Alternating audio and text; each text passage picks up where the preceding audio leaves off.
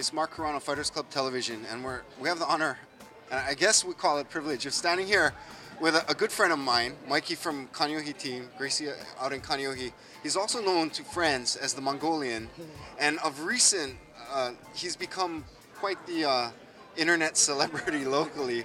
So we're not going to say he was or was not on the tape, but let's just say he was for interview's sake. And Mikey, tell us a little bit about your training, your background, how old you are. Yeah, I'm 18 years old. I first started training with Mark and Ron in Jiu-Jitsu back in 05, I think. And then I've been training Jiu-Jitsu about 3 years. And then I started to take up Judo, a little bit boxing. But yeah, I really like martial arts. It's all good stuff, good for staying in shape. So tell me, you learned. So why don't you give us a little bit of the background? You know, I mean, we saw kind of just a little blip of it. There was like a brawl at the park.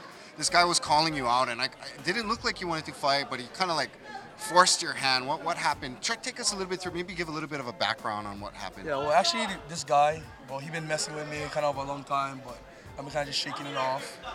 And then I was at work, then I got a call from my sister, and she told me that he was just hassling her, and then I don't know. I just had to protect my sister, so I had to go and just kind of teach him a lesson already, because he's been going on for so long already.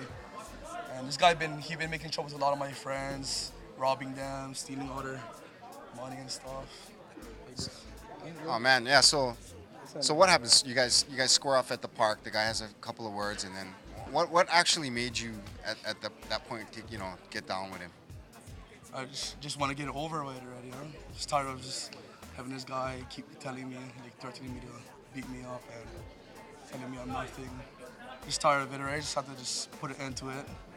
So what happened? You see him come out. Did you know like what his fighting background was or any of that?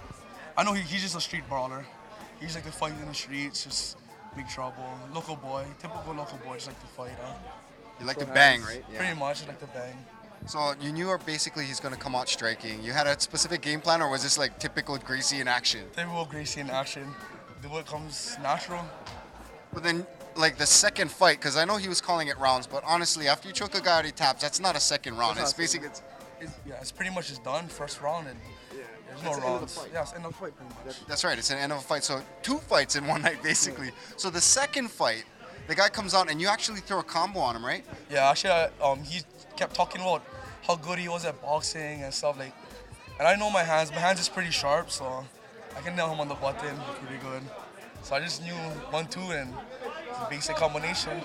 So what's in your future plans right now? I know you're not a street brawler. You're not intending to get back on the streets and nail people, right? Yeah, what I'm planning on training hard for this year.